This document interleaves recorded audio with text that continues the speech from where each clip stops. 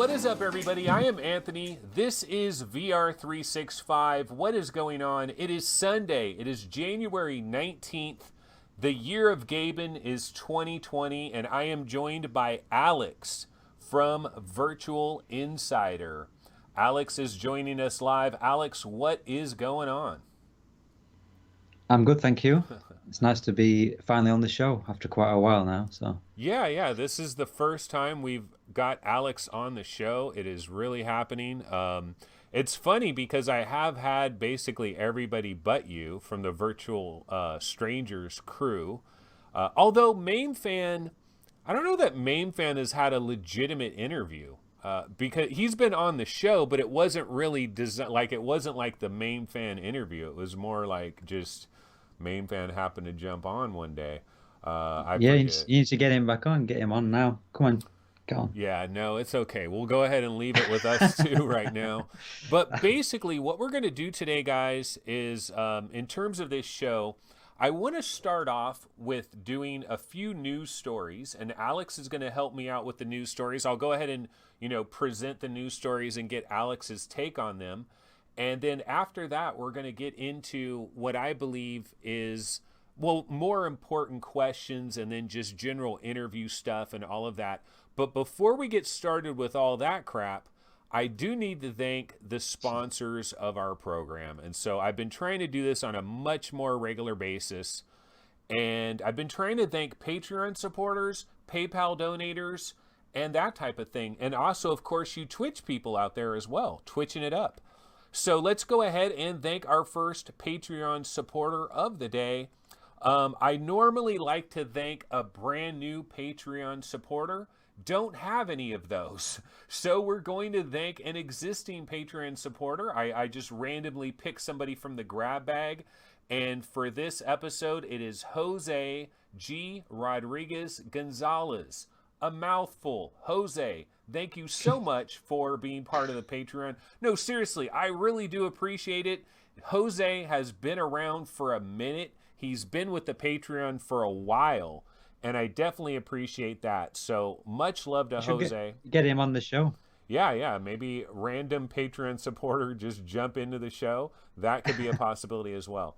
Another thing I like to do is also PayPal donators. And you know what? Good news, ladies and gentlebots.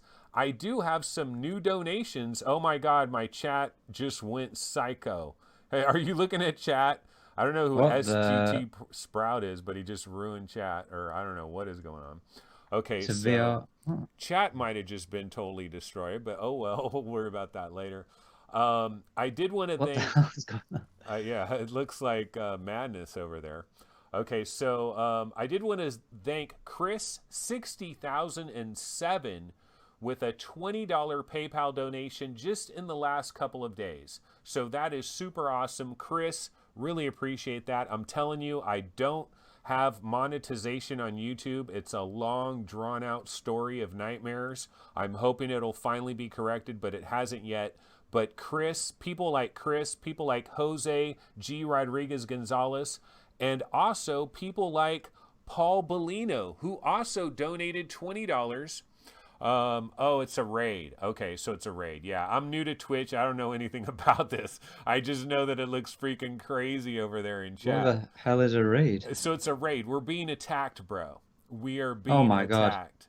Shit. Yeah, we're being totally attacked and raided. So PlayStation VR has been kind of lame. If you really want to get down to brass tacks, I think, and since like Trover Saves the Universe, Everybody's Golf, Blood and Truth, since all those games came out, which was like around like May or something is when those games came out, since then, what the hell has PlayStation VR had? It's only had Golem. Golem is the new game that PlayStation VR has, and I might actually have a trailer for Golem, so let me see if I can. In terms of exclusives, then yeah, I do feel like they're winding down in terms of stuff for this generation. I think definitely it's on PS5, getting that launch, getting some good content for that. Not even VR related. I think it'll be a lot of non-VR stuff first, and then obviously they'll be focusing back onto the VR side of things. But obviously, when the PS5 comes out, then because it's backwards compatible with the PSVR, a lot of these developers that are struggling to get their games ported over, they'll be able to port so they'll get a lot of ports, I think, a lot of PC ports to keep them going while Sony come back in and with their big exclusives. Okay, but so you're saying like the exclusives, like if you're looking for exclusives, it's been slow. I think it's been slow regardless. Although PlayStation VR, one thing I can say for it, Shadow Legend VR comes out this Tuesday. Now, I like Yeah. that game. I like that game. And guess It what? was okay. I've been playing it on PlayStation VR. I can't say anything about it. It's embargoed, so I can't say anything either way. But that's it's a solid game, assuming that it would be very similar to the PC VR version. It's a solid game, but at the same time, I gotta think, man, Sony has dropped the effing ball. Now, here's the thing: if I had Steve Bishop on right now, what he would say from VR Roundtable, he would say, well, Sony, they're getting ready for PlayStation 5, and so they've kind of wind everything down, and they don't really care right now. And my answer to that is yeah, for PlayStation 4. For PlayStation 4, they're winding it down and there's nothing really big coming out and you got to wait till PlayStation 5. I understand that. But PlayStation VR is like its own private thing. It's its own private thing. I think it's a terrible mistake that they don't have any real big games. Golem was the last big game they have. And before Golem, it was all the way back to Blood and Truth and Everybody's Golf and Trover. And it's a mistake, man. They're waiting until PlayStation 5, but PlayStation 5 isn't even going to have a PlayStation VR 2 right away. We don't know how that's going to be handled. Are you thinking, Alex, of grabbing a PlayStation 5 and joining when that happens, or are you going to take a wait and see approach and wait for PlayStation VR 2? What's your thoughts on all of that? I don't know. I do want to get a PlayStation, and I've been thinking about it, but it's kind of like I'm at that point now where I'm better off just waiting. Because even if I wait for the PlayStation 5 to come out and get a PS4, the prices always drop as soon as the new gen comes out. So, I'll be able to pick one up cheaper. And I don't know. I mean, the PS5 is going to come out. How much is it going to be? Is it going to be 400, 500 pounds? And then, yeah, I don't know. I'm going to just wait and see. I definitely want one. There's definitely some exclusives that I want to play, but it's not really. I'm not going to rush out and get a PS5 on launch, I don't think. Okay, now Skype's playing around with the Shit. video side. I Yeah. know what it is. I know what that is. It's because of if my connection goes, we had to do something with Skype to set it. I can't remember how we did it. But when my connection goes, it readjusts my resolution. So it might do that a few times. Oh, so you've actually figured out the cause of that? Because I was on an episode one time. I think it was me and Gamertag were on a rendered reality episode, and Yeah. it kept changing our sizes throughout, and it would like get super small, super big, all kinds of crazy stuff. No, we had that. We figured it out, but you have to go into the if Wes or Roots were on, they'd be able to tell me how to do it, but I can't remember how you do it. You have to change some settings, and it stops it from doing it. Yeah. Okay, we won't worry about it.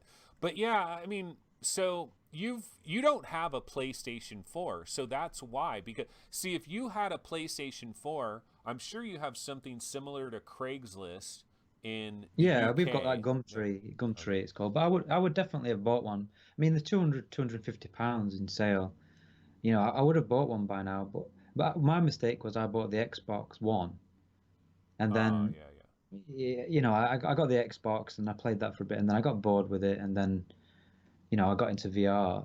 So then I sold the Xbox. But if I'd already got a PS4, then obviously I would have got one already by now. So it's not a case of me not wanting to do it. It's just a case of I can't really justify the 450, 500 pounds all Yeah, but in. how are you going to Okay, that's a great question right there, because how are you going to justify buying a PlayStation 5 for like $500 when you don't have PlayStation VR to use with PlayStation 5. So then you'd have to make another purchase like the following year or whatever. So I got to imagine you're going to be on the sidelines for a while until Sony has their new headset.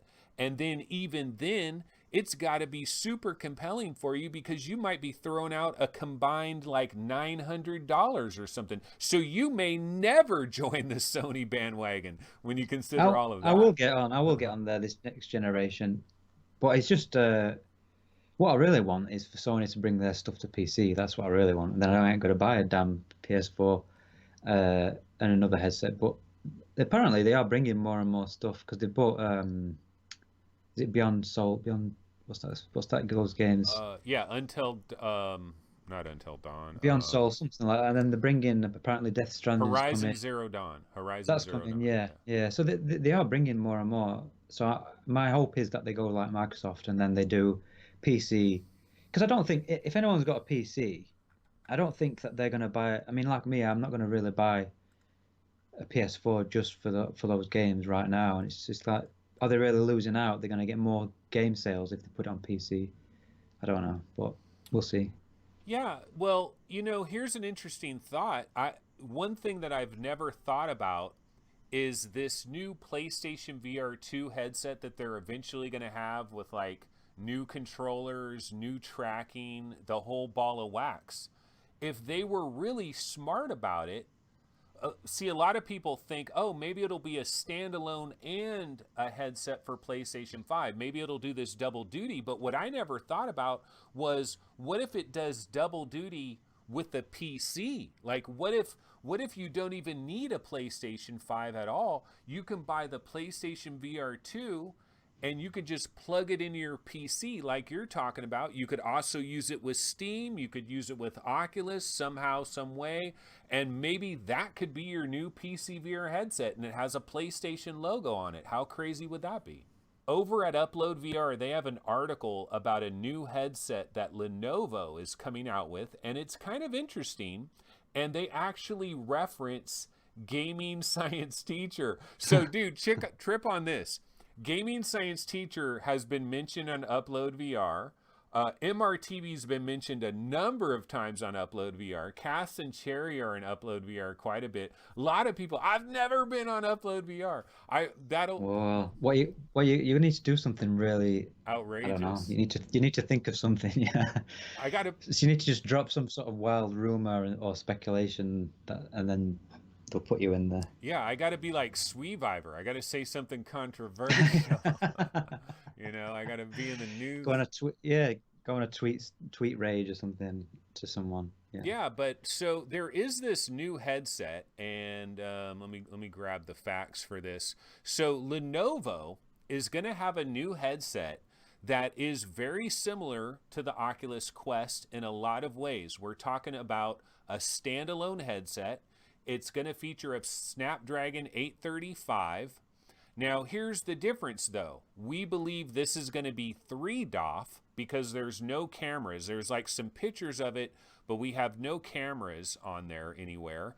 So likely 3 DoF, 75 hertz instead of 72 hertz. It's going to have 64 gigs of storage that is going to be on board, but it's also going to have a micro SD slot. It has integrated audio. It has large padding that is on the back strap, so it's going to try to add a little bit more extra comfort compared to, say, the Oculus Go. The battery is a little bit bigger than the Oculus Quest, so the battery might last a little bit longer.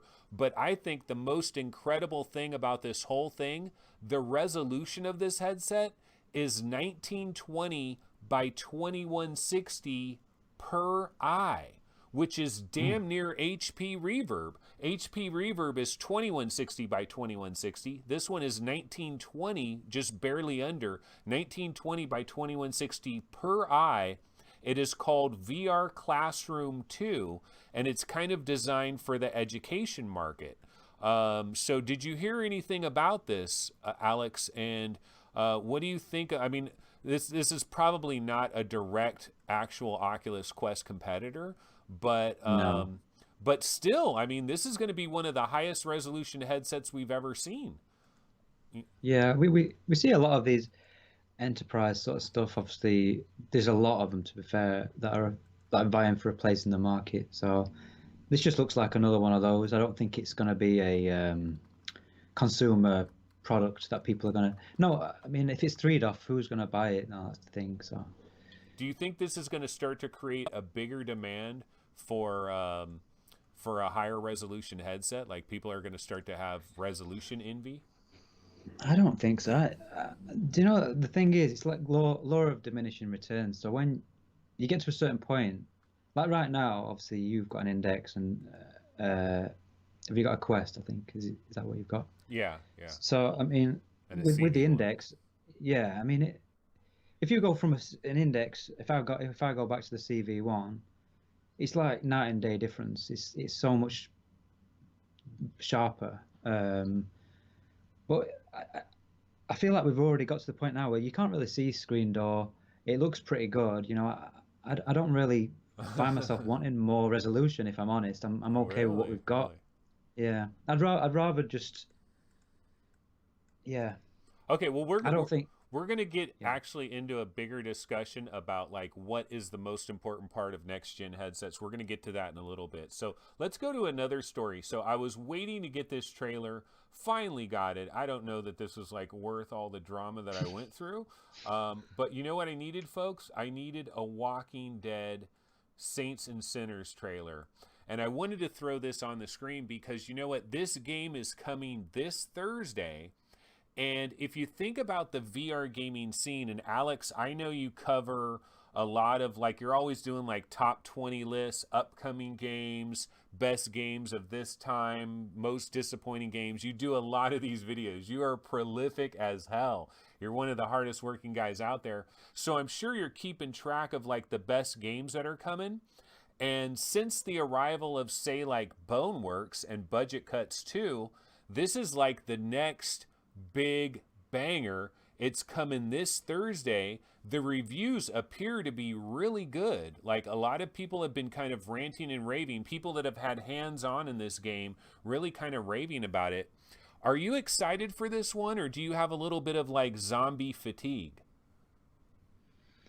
No, I mean, I know people who've got loads of zombie games, but I've only played, some of the better ones. I've avoided some of the ones that don't look as good.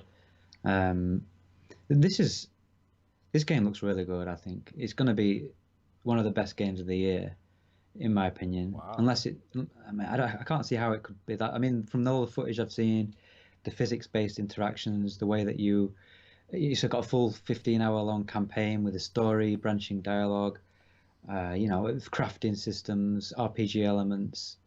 It's one of the biggest. I'd say it's probably one of the closest we've got to like a AAA game, other than maybe something like Asgard's Wrath. So I've already got it pre-ordered. I'm ready. I'm ready to go.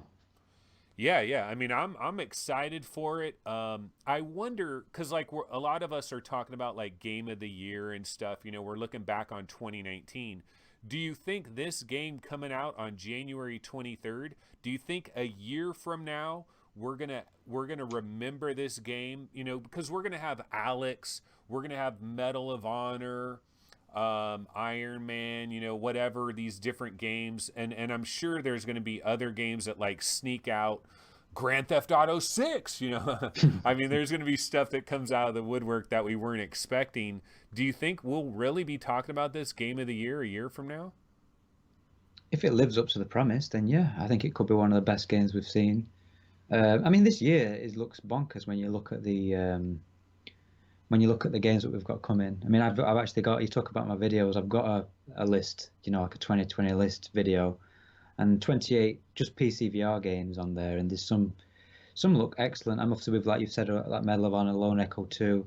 Um, I think this one is definitely going to be top five, in the top five somewhere along those games, unless I can't see why it'd be bad. So It's The Walking Dead.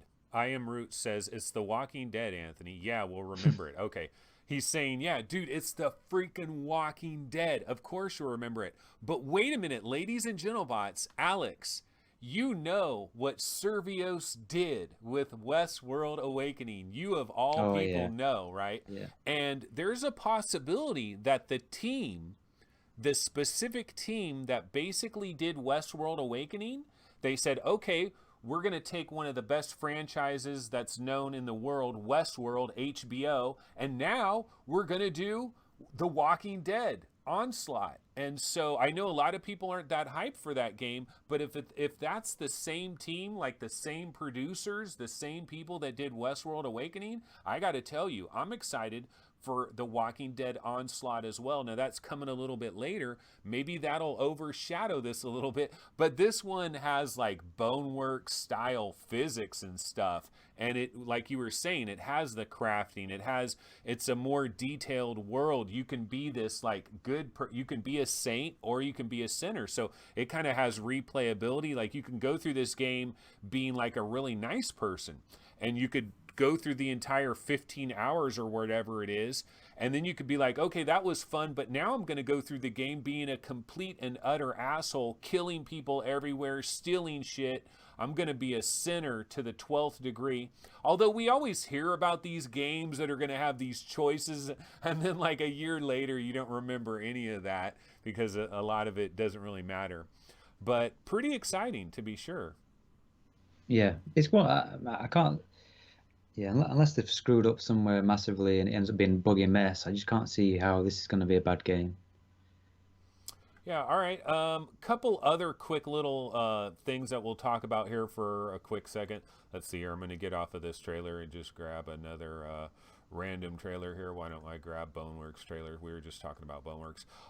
But one other topic that we've been seeing in the news is sellouts of VR hardware. So the Oculus Quest selling out like crazy. We've already heard about how it's selling so well, and that if you wanted to get an Oculus Quest, you were going to have to wait until late February. So we just found out, like in the last week or so, that now you're going to be waiting until March to get your hand on an Oculus Quest, at least if you're here in the USA. It's In the different. US, yeah, yeah. It's different in other locations. But here in the USA, you might be waiting until March for your Quest. In other news, the Valve Index is also impossible to get pretty much everywhere around the world. And Valve is hoping that at least by the arrival of Alyx, that they will have Index available for anybody that wants one, so they can get Index and they can play Alyx right away.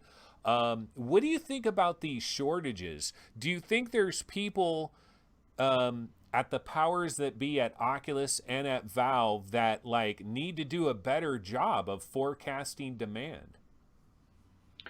I just don't think they. I mean, I don't think they expected the demand that's been there. I think that's what it comes down to. I think they didn't want to overstock. They didn't want to over manufacture. They made predictions. I mean, obviously, at Oculus, they couldn't have known that Half-Life Alyx was going to get announced. Maybe they did. I don't know. But obviously, that had a massive impact on sales, not just for Index, but on Rift S and Quest with the Link. I mean, the Link cable came out of nowhere.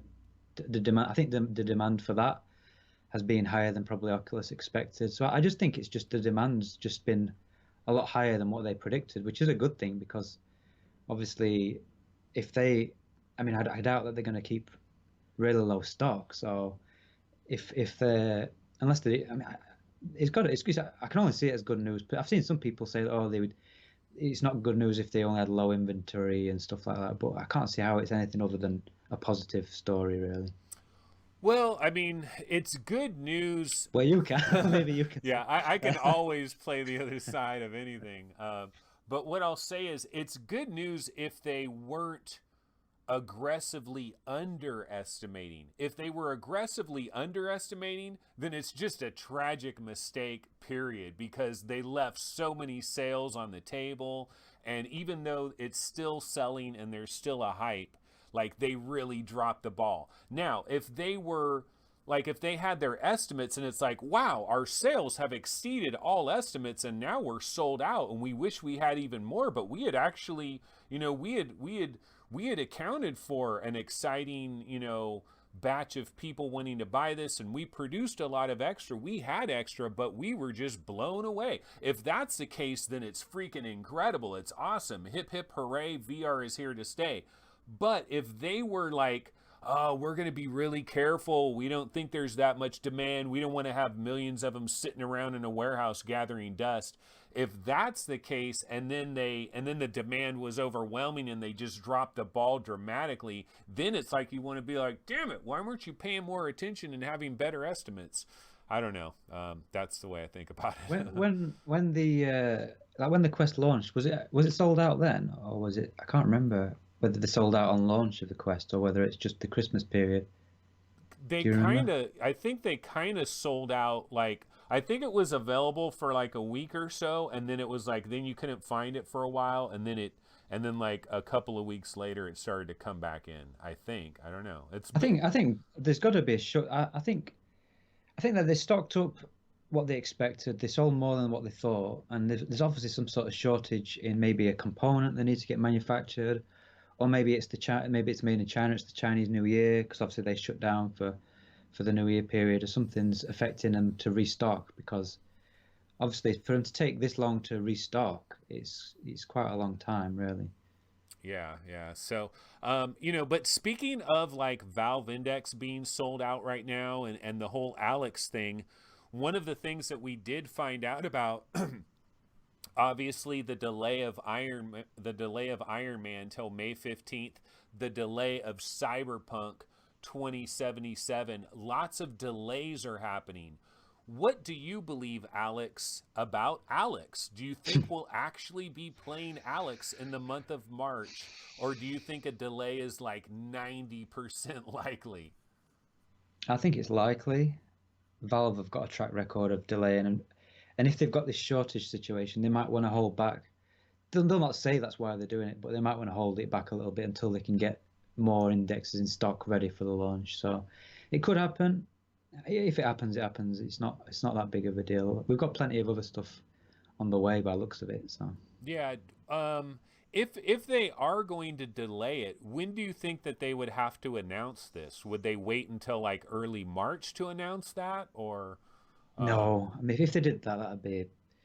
They've got to know at some point within the next month, really, by the end of this month, middle of next month, to avoid people getting pissed, because obviously a lot of people think March, and they immediately think beginning of March, but Not March me. is 30, well, I know you don't, but it's 30, what's 30, 31 days, so they could launch it towards the end of March, which is technically a full month virtually till the end of March. So Yeah, I've assumed March 31st. If it's coming out in March, it's going to be the final day, is what I've assumed. I mean, I don't know what day that falls on, but if they were to delay it, do you think they'd be delaying it to like say October or something, or how long do you think the delay would be?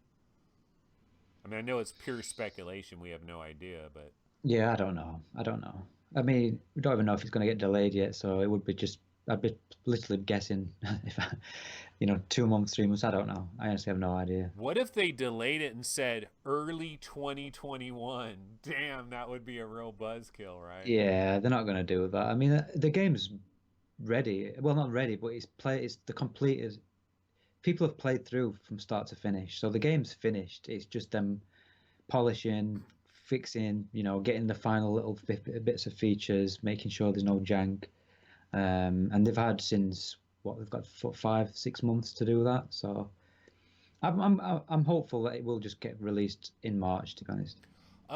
Speaking of Valve, since we're on the topic of Valve, this was in the news. No Left 4 Dead 3. So lots of rumors that there would be a Left 4 Dead 3 VR or whatever they're going to call it, right? And Valve squashed those rumors like a bug. And it's kind of funny because when this whole Alyx thing jumped off, there was a video where Jeff Keighley was talking to some of the members of the team that was developing Alyx, and they actually mentioned there's no way they were going to do Left 4. Oh no, that was Portal. Portal. Oh Yeah. Damn, we really got screwed, didn't we? Because now we're not getting Yeah, there's Portal. no Portal. There's no shit. Left 4 Dead. So I don't know if there's any other IPs, but maybe it's just going to be a like a new IP.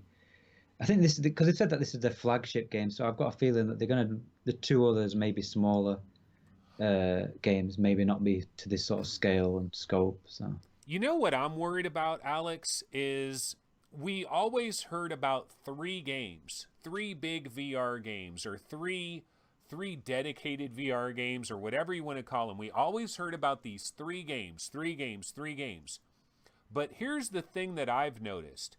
If you look at every time anybody from Valve has said anything about VR in the year 2018 or the year 2019, I don't believe they've mentioned anything about three games. Like that was something they talked about a long time ago. Three games, three games, three games. But in the last like 18 months, they haven't said anything about three VR games. I don't like somebody educate me. Has anybody said anything? Anybody at Valve? So we're like expecting, oh, there's two more games after Half-Life Alyx. I don't know about that, man, because they haven't said anything about that in such a long time. I would love to be proven wrong, though. If there was some interview with Jeff Keighley and they did say, well, yeah, we're making three games, but I haven't seen that in a long time. I'm worried about that. yeah, you could be. I don't know. I mean, you're right. I think that there could possibly not be three games for all we know. But I mean, I don't know. I mean, it doesn't really matter. But Half-Life Alyx is going to do enough. I think whatever they bring out extra is going to be a bonus, in my opinion.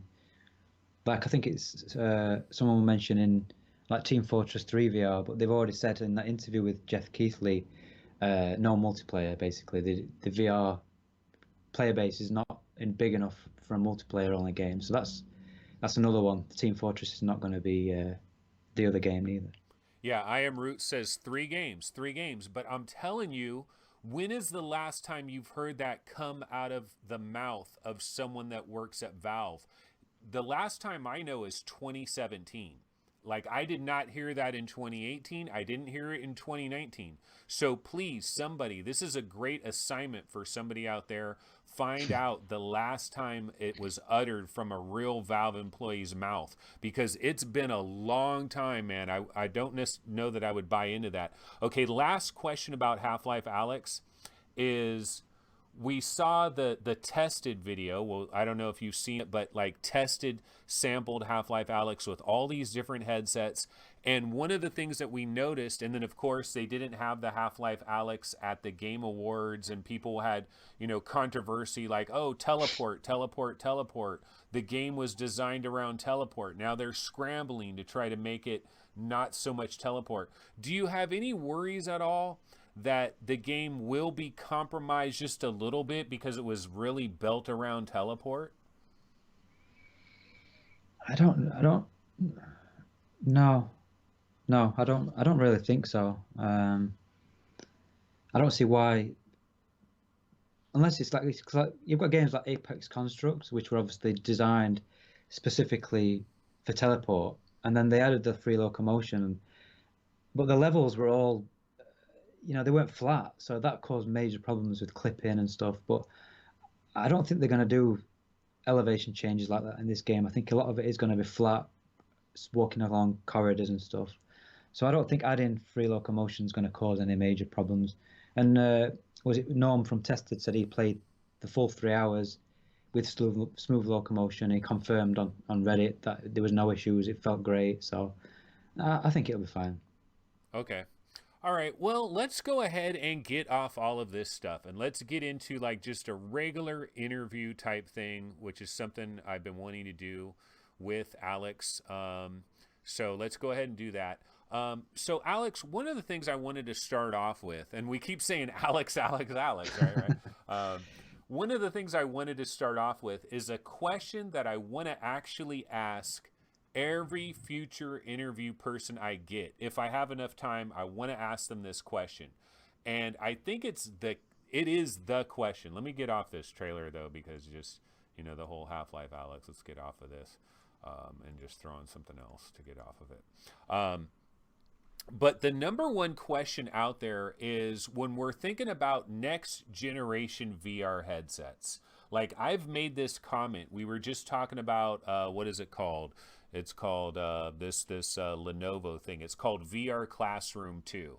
And I was talking about how it's going to have 1920 by 2160 per eye. You know, are we going to start to have resolution envy? You know, those of us that are using Valve Indexes and Rift S's and Samsung Odysseys and Oculus Quests with link cable, are we going to start to have resolution envy? But one of the questions you have to ask when you think about next gen VR is, what is the single most important ingredient for a next gen VR headset? And hold on one second, Alex. I'm going to throw something on the screen here. I made a little breakdown of what I think might be all the most important things that we can think about when it comes to next gen VR. And so here's the different options that we can think about.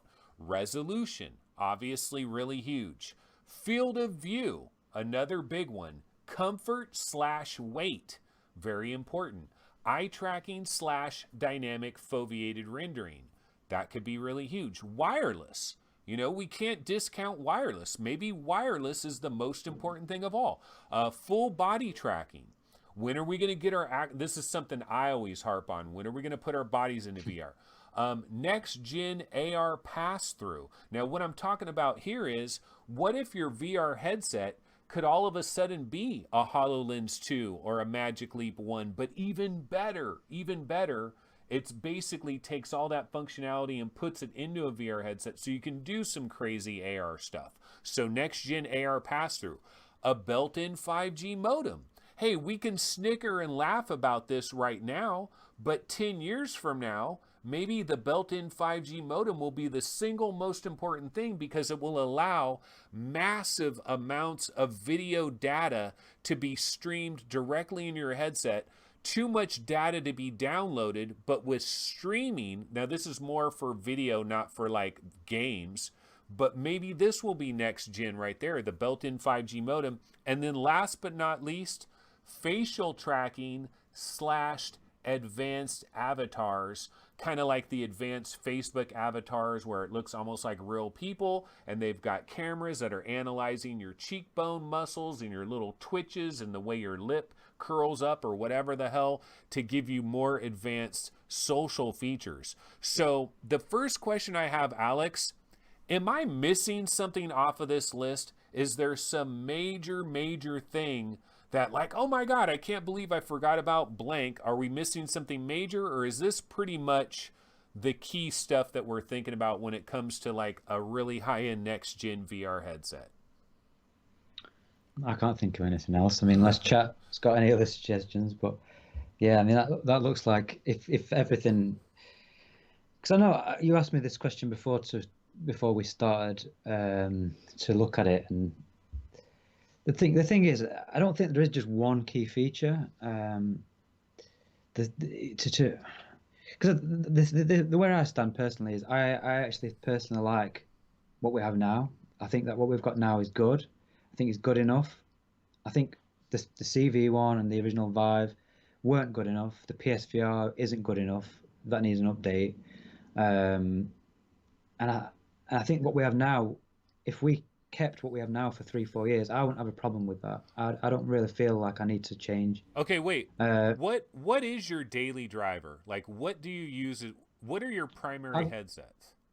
I've just got an Index and I've got an old CV one. Okay. But I don't use the CV one anymore. Yeah. So the Valve Index is your daily driver. You feel good. This is really good because the Valve Index is my primary headset as well, but yeah, I'm not a happy camper. And for me, I mean, I'm mostly happy. Like, I think they did the audio perfect. Like, the audio is great. The audio, varifocal lenses. Yeah, varifocal lenses. Although that is I am Roots in chat says varifocal lenses, bro. You forgot one. Although you want to talk about a complicated thing to try to add to a next gen headset, but yeah, it probably should be on this list. So next time out, I'm gonna have to add I got a nice empty spot at the bottom here, so I'll add varifocal lenses next time. But what I was saying about the Valve Index, like, yeah, I like it a lot as well, but man, you don't ever notice like a major glare problem. I don't know why glare is such a big issue for me, because goddamn, it really kills the experience sometimes for me. Yeah, it's something that I noticed when I first used it, but I don't know. Maybe yeah, that's probably the out of all the things, that would be the one thing I'd like to get rid of. The glare. I mean, it's not. It's only an issue when you've got obviously like dark and light scenarios, but when you're going through a normal light scenario or it's mainly dark, you don't really notice it. But yeah, I mean, obviously we've kind of. I feel like I've kind of exchanged God rays for glare with the CV1 to the Index, but yeah, I mean, I think it's comfortable. The field of view is better than I think it's good enough. You know, like I say the comfort, the headphones. I like the controllers. I know a lot of people don't. Some people don't like the controllers. Um, I mean, out of that list, I think the two. It's Okay, wait a minute, difficult wait a because minute. Okay, okay, so okay, okay, okay. on this list right here, you can only pick one. There can only be one. So I can't it's pick like a one. I min can't pick max. one. It's a min Okay. max. You can only pick one. So you have just been declared king of Oculus, and you can basically take one of these things and pump it to the maximum. You can basically completely eliminate one problem. So if you want to eliminate full body tracking, as we don't have it, if you want to eliminate that as a problem, you can do it. If you want to eliminate resolution as a problem, max res, incredible. Like, which of these problems do you eliminate, or which one of these horses do you say, you know what, this is the key factor? You can only pick one. And I know, look, there's like 5 or 7 of them you'd want to pick. I know that, but you can only pick one. Which one do you go with? Well, if I'm just picking, it would be my personal what I want. It's not what I think VR needs or what people, because obviously a lot of people say different things like VR needs to become mainstream because it needs X, Y, Z and stuff like that. But personally, my thought is that VR is good enough as it is. We just need the good games to get people to buy the headsets. That's my personal belief. But and I think next gen consoles will do that. But in terms of this, I think that the main thing that I would want.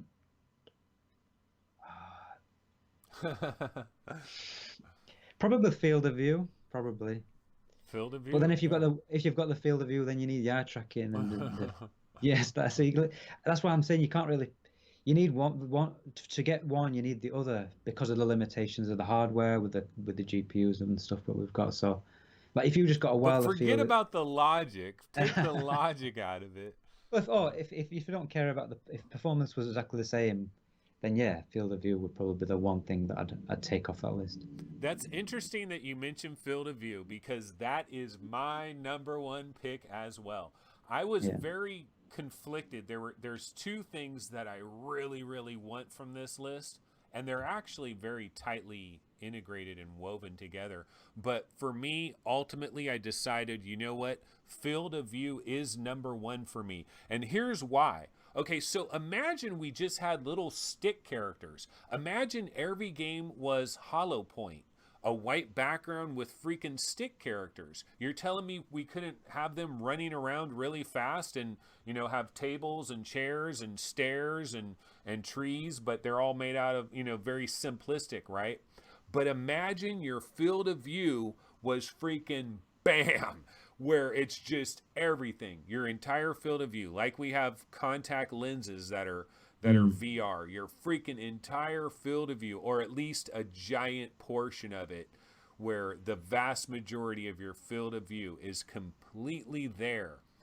Don't you think that the immersion would just be so dramatically increased if you could really look around and you're like, wow, I'm really in this freaking place? Because right now we're kind of like this, and we're like, yeah, I'm kind of in this place a little bit with my scuba mask. But if you're really like this, you're really there, right?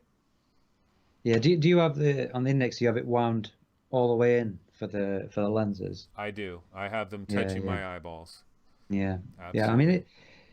it is because it's one of those things that you don't. All this It's extra. difficult because, like I said, when you don't notice it though, when you're in a game and you're focused in a game, I think the thing I want it for is for racing games because you're going to get that sense of speed. You know, as you're going, if you're driving and you've got the things whizzing past, that's going to increase the sense of speed. So that's probably the main reason why I want that more than anything. But like while people are saying like wireless and stuff, yeah, I mean, I love wireless. I've got like I've just invested in a pulley thing for my wireless, and it's nearly wireless, but for some reason, field of view seems to come to mind. But ideally, you want all of them. That's what we want. Yeah, But we absolutely do. I mean, well, one of the things about field of view too, though, is like I feel like if I went over to somebody's house and I have my Oculus Quest and I'm letting all kinds of people try my Oculus Quest, people that have never tried VR ever, this is their first time trying VR, and they try VR, I think the field of view is a buzzkill to a degree because I think it's like, oh yeah, you're kind of in VR. It kind of looks like reality a little bit, but yeah, I just feel like if the field of view was full human field of view or 220 degrees, like 90% of human available field of view, you put that on, then I think people are like, holy F.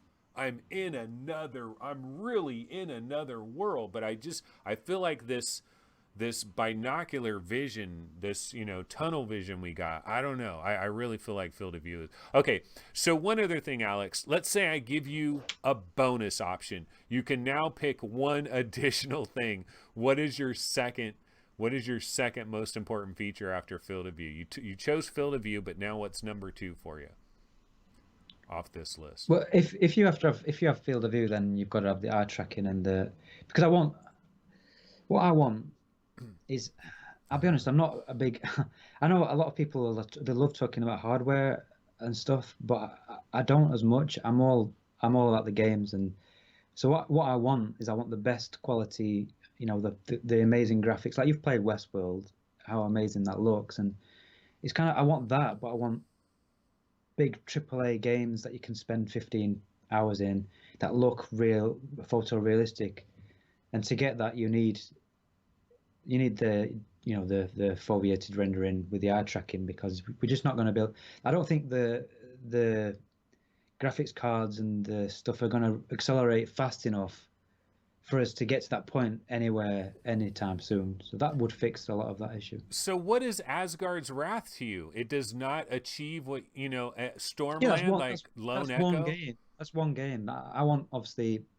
I want a game a month like that. When you look at what the non-VR game releases are like, when you look at what's coming out, it's you're getting usually with one big game a month. That's something really good. Imagine if that was like VR, and that's what I want. But to get that, you need more people in VR, and to do that, I think it's the software that's the main thing that will get people in VR.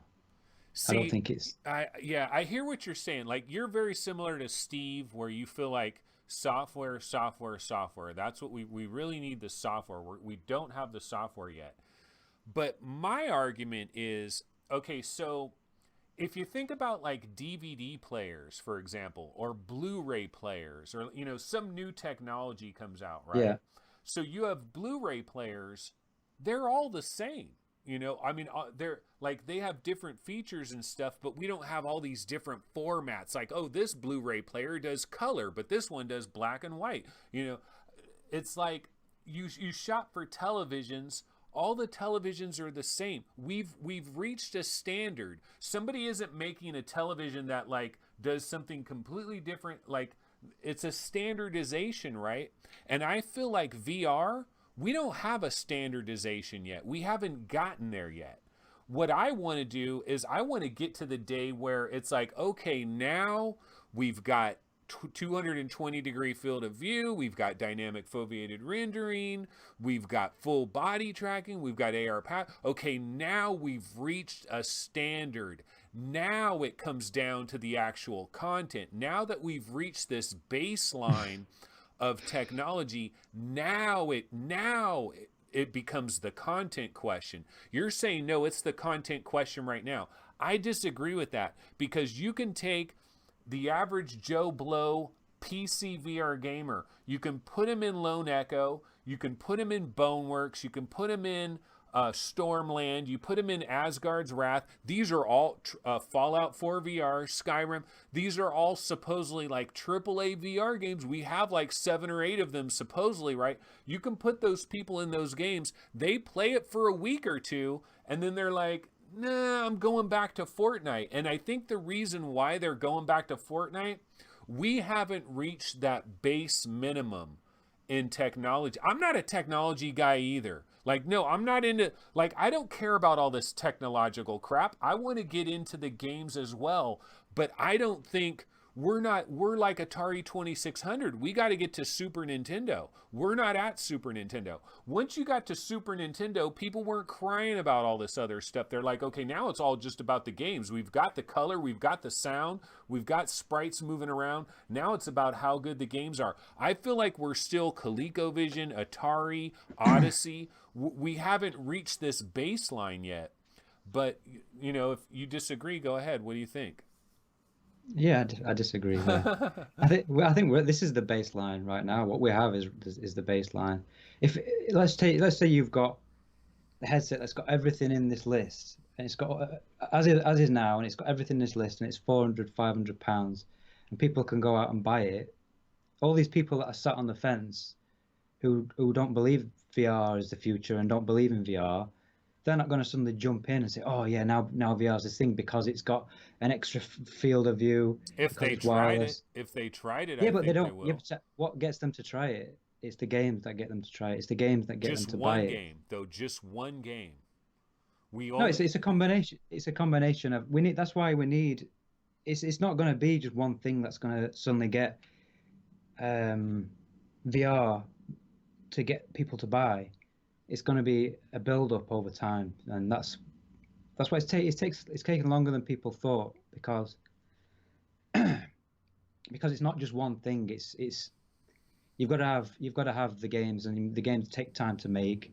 And like if you spend let's say £400 on a headset, and you've got a PC already, then it's still a lot of money, and you've got to justify that purchase by not just one game. I mean, some people are buying it just for Half-Life Alyx, but you've got to have realistically, like I haven't bought a PSVR, and there's plenty of games that I want to play, but it's just still not enough for me to go out and buy a PlayStation 4 and a PlayStation VR. If PlayStation 5 comes out and there's these games that just blow me away that I just can't wait to play, then yeah, I am going to go out and buy it. So it's definitely without a doubt, in my opinion, the games But wait a minute. that'll get people. Astrobot, Resident Evil 7, that shit didn't get you to buy it. So those games just weren't really that good enough. Wipeout HD, Wipeout They're VR. not good enough for me to buy. No, I mean they're good. I mean I'm sure that they're amazing games, but it's like Astrobots. It's different. It's not. No, they're not. No, they're not. Otherwise, I would have bought it. That's the simple answer. If they were, I would have I bought one used by your own now. point against you, Alex. No, but you're saying those aren't They're as not good good. enough. They're They're not not good good enough. enough for me Yeah. to justify that purchase. No, Okay. and that's what I mean. So they've got to be. They've got to be like Astrobot's great. I have actually played like first level of it because my niece has got a PSVR, but no one on the mainstream gaming, no gamers looking at Astrobot, a third person platformer, and saying, "Oh my God, I need to go out and buy a VR headset so that I can play this platformer." It's Okay, but Resident Evil 7, Farpoint. Have you ever played Farpoint? Because honestly, I will tell you this Farpoint with the aim controller should legitimately make PC VR gamers a tiny bit jealous. They really should. yeah, but it's a known. It's the problem is like look at Asgard's Wrath. Asgard's Wrath is an amazing game, but no one in non VR gaming knows about it because it's not a known IP. So they hear you say to them, "Oh my God, you need to try Asgard's Wrath." Asgard's Wrath. What? They don't give it. They don't know what that is, and they're not going to buy a headset just to find out. So it need like So a known how, IP like a Resident Evil, like a Resident Evil. Resident Evil 7. I imagine people bought it, but the problem with Resident Evil 7 is that you can play it in non-VR, and people don't realize the difference between VR and non-VR. So you need like a Half-Life Alyx. That's a VR only game that you have to buy VR4, and you need obviously got Medal of Honor come in. Hopefully, we've got these Ubisoft games, which might be an Assassin's Creed or Splinter Cell. They're the sort of things that we need, and things like Boneworks that are really. If you watch a footage of Boneworks, you can. It gives you an idea. It shows you more than any other game what VR is. It kind of sells VR. I think that sort of thing is what we need for people to want to buy a VR headset. in my Yeah, opinion. yeah. You know, the one thing I will say, I'm looking at chat. They agree with you. They do not agree with me. They agree with you. They say, you know what? We have reached this minimum. We are at this I base think we level are. now. I think we're at a baseline. Like I say, I'm happy. I don't. I'm not looking for the next headset. I'm happy with what I've got. I'll keep it for 4 or 5 years if I need to. It's like if no other headset came out and we just got really really good games, I'd be happy. I won't have a problem. I won't feel like I'm missing out on anything. So Yeah, a number of people in chat too, like let's see, Nicole said, just don't know what will run the 8KX properly, the Pimax. Heard FPS was low with Beat Saber at a Pimax demo that had a 1080 Ti. So that's the other thing. We get these next gen, like, see, yeah, it's yeah, problem it's on not top next of gen because it problem on hasn't got the problem. other stuff. They all they're doing is basically taking what we've got now and whacking field of view on there. But like I said before, you can't do that because the limitations of the hardware. You I mean people use it and people swear by it, but I want a seamless experience. I don't want to have all this jank. I don't want to have to have all this software that I've got to change different settings to get things to work properly. I want to be able to just. It's we've got enough friction as it is with headsets having to set things up and problems with drivers and stuff. The less friction the better. So that's why these big. I'm sure that the Oculus, I'm sure Sony could do high field of view headsets now with eye tracking, but the cost would be so much that most people wouldn't buy them. And it comes with other problems, like field of view comes with problems with motion sickness because you've got the sense of speed. So then you've got people who are new to VR are going to get more people motion sick. So it's a very complicated thing. You're raining on my And parade, Alex. Okay. and obviously these companies they know that another big factor is cost. I mean, cost's massive. I mean, PSVR is cheap, but it's still obviously not. That's the thing as well. It's like you can't just take one thing because like cost's an important factor, but you can pick a PSVR up, which is why there's 5 million of them out there because of the cost and because of the fact you only need a PS4. Um, but even then, just the cost alone isn't enough. It's like I say, it all comes down to content for me. That's all I think of. Yeah, So. you know, gaming science teacher, very similar. She's saying, I got my ears perked for PlayStation VR 2, not because of any hardware advances, but because of the possibility of Horizon Zero Dawn VR or Final Fantasy VII VR. That's already coming, by the way, so you need to worry about that. But yeah, and then Greg's VR makes the point. I have friends that are waiting for Fight Night VR and Madden VR. Like, and I understand this. This is a great point, Greg's, because I know people, yeah, they're not going to move to VR until they can play NBA 2K in VR, Madden in VR, Call of Duty in VR. Like, they want, like, until all the big games are in VR, they're not even tripping. There are people that are like that. So yeah, we've got a lot of problems with VR. We've got software problems. We've got hardware problems. It is I all think I real. think VR I think VR is in a good place. I think that it's where it needs to be right now. I think we've just had a new wave of hardware. We've got the Quest, which is doing so many good things. I think we've got the Rift S, which is taking care of the PC VR dedicated headsets at a certain price point. The Index, which is the other price point. PSVR does need updating, but that's coming obviously with PS5. So yeah, I think right now I think we're in a good place. I think we just need the content library to build up. That's it. Yeah, yeah. Okay, well, talking about software library, we got Boneworks running right here. What did you think about this game? Because this one was controversial for a lot of people. Like, Mm. some people like thought this is exactly what we need in VR. Finally, now there's some realism. I'm picking things up. My stuff is bang. You know, I got this thing stuck, and because I have to move it around because it actually is interacting with something. Were you part of the people that thought this is what we need more of this in VR? This is like the first step to a new future in physics in VR? Or were you one of these people that were like, this is jank city. My arms are going every which way. I'm getting motion sick. This is crap. I want out of here. Why do people like Boneworks?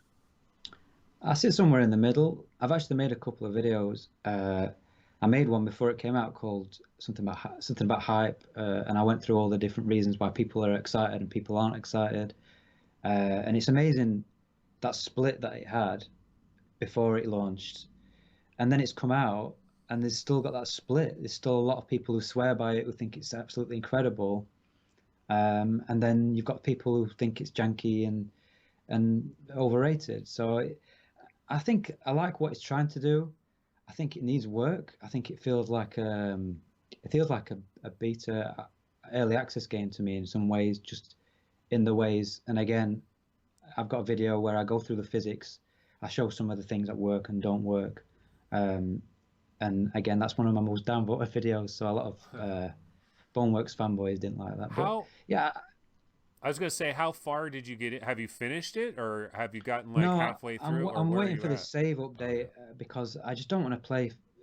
Like, I put 45 minutes into a level, and then I thought it saved, and then I went back and I was right at the start. So I would have had to do like probably going to 30 minutes to get back because I know where I'm going, what I'm doing. But I just thought, I'm just going to wait. But I've put about 3 hours into it, messing around and stuff and testing things out. And I think it's great. And I think what you need a blend of the physics stuff, but you need to pick and choose what works and what doesn't work. And I think that they just went full on physics. And right now it's showing that maybe that's not the way forward. And But I think that somebody has to do it. Somebody has to push Well, it, Half-Life you Alyx has got that mixture, and I think that they've made the right decision there.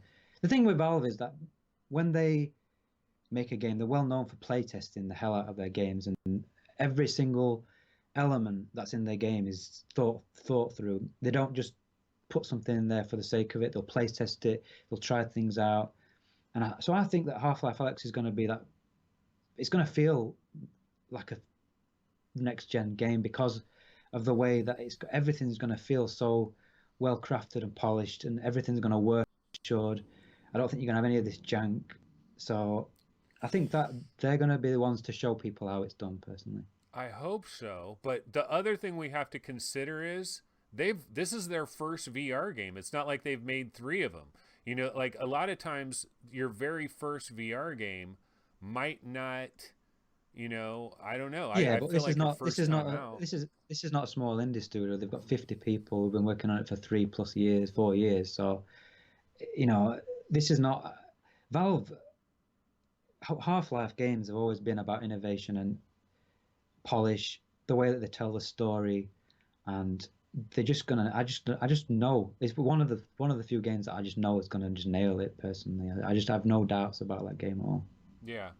Okay, well, let's see. So, I mean, we kind of touched on the technology topic, and what about 2019? Like, I haven't actually watched your ranking videos for Oh no, don't watch what them. you've. They're shit.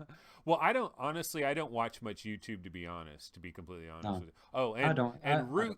Roots in chat says, "Oh, Anthony, by the way, they did make the lab.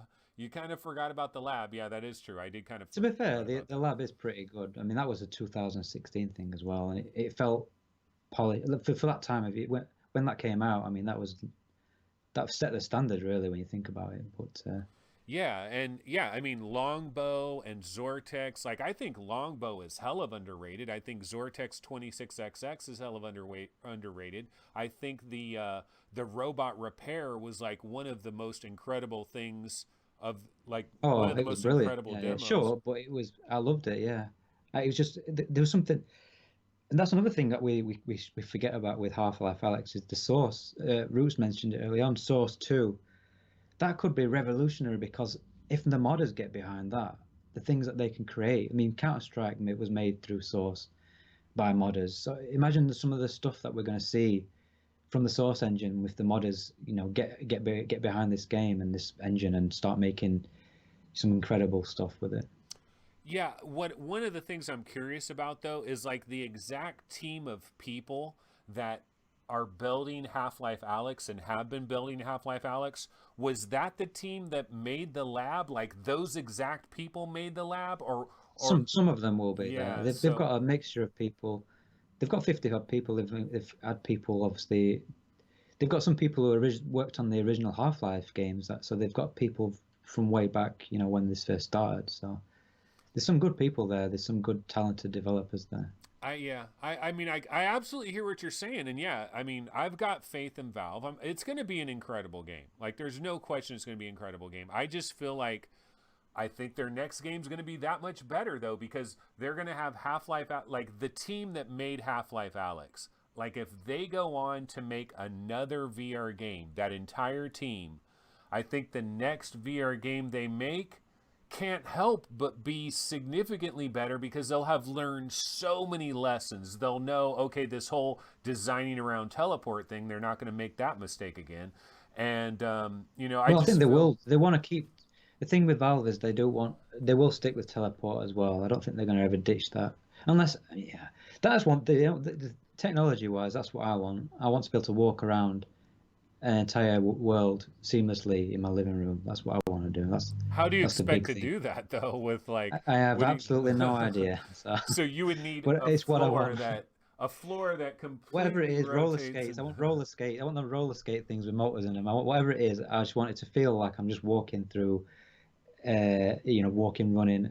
That's what I want. And that's like fantasy stuff. But that's probably the biggest technical. That's the biggest thing I'd want. Even if we had the current headwear, that's what I'd want. But well, what you're talking about right there, it reminds me of like Disneyland, like going to some type of park somewhere.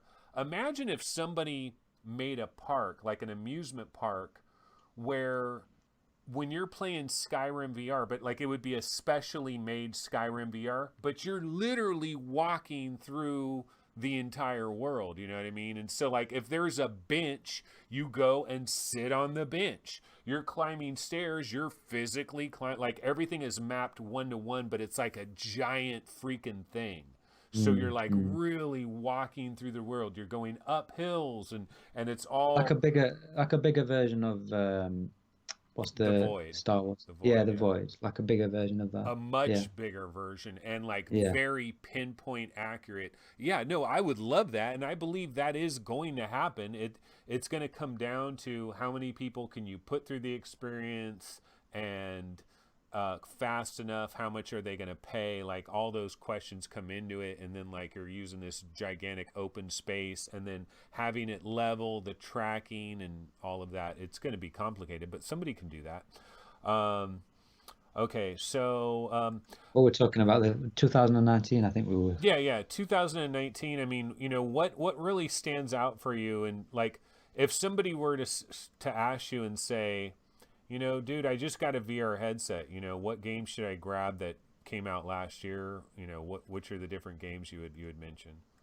Do you not think now? Oh, damn. Because we've obviously on the Discord, we've had people come in who are just new to VR. And do you not find it harder and harder to recommend games now because there's so many? I just find it's like it's coming into VR now. I feel like I came at the right time because there were still plenty for me to play like 2 years ago, but there wasn't enough that it was overwhelming. But now I feel like it's so overwhelming the amount of games that you've got. It's incredible. But Yeah, it's like people need to go to a website that like ranks these games or something. yeah. But in terms of last year, my highlights, I'm trying to remember what I put on that video. It was Shadow Point was one of the big ones for me. Oh yeah, Did yeah, you play? yeah. Did you Shadow play Point. that? Yeah, I haven't played it all the way, but man, actually, like that would be on a list for games that have kind of slightly slipped through the cracks, like not Oh, fully slipped. 100%. Yeah. Yeah, oh, that definitely has, personally. Quest launch title, which probably because it's not graphically, it's not bad, but it's built around the Quest. You can tell even on the PC, it's not amazing, but it's my favorite puzzle game I've ever played in VR. It's just so well paced. The way that they keep changing and bringing out new elements to the game with the puzzles and new environments. I just couldn't put it down. I didn't want to stop playing it, but it's just one of those because it's very difficult with puzzle games. I have no idea how developers, sit down and figure all this stuff out. How to create a puzzle that's not too difficult but not too easy for the majority of people, which is what you're trying to do. That must be such an incredibly difficult thing to do, and then have to account for pacing and making sure people don't get bored with the same type of puzzle, and I feel like that game nailed it so well. Yeah, I think when we have more advanced AI that is like built into it, where it can kind of analyze the player and learn from the player and then dynamically adjust the difficulty. Because yeah, it's a damned if you do, damned if you don't. You make it too easy, then people are like, oh my god, this is for babies, it's way too easy. You make it too hard, people are like banging their head, they're like, F this, it's just too goddamn hard. And so it is Yeah. this fine line. But I think if you can have like visuals and sound and have all of that compelling, where even if the difficulty might be a little too easy or a little too hard, you have something that's pulling you into that world and keeping you in that world. Yeah. You know, Did you ever play Transpose? yeah, I did. That's a game that it should have been a good game, but it just, I don't know what it was.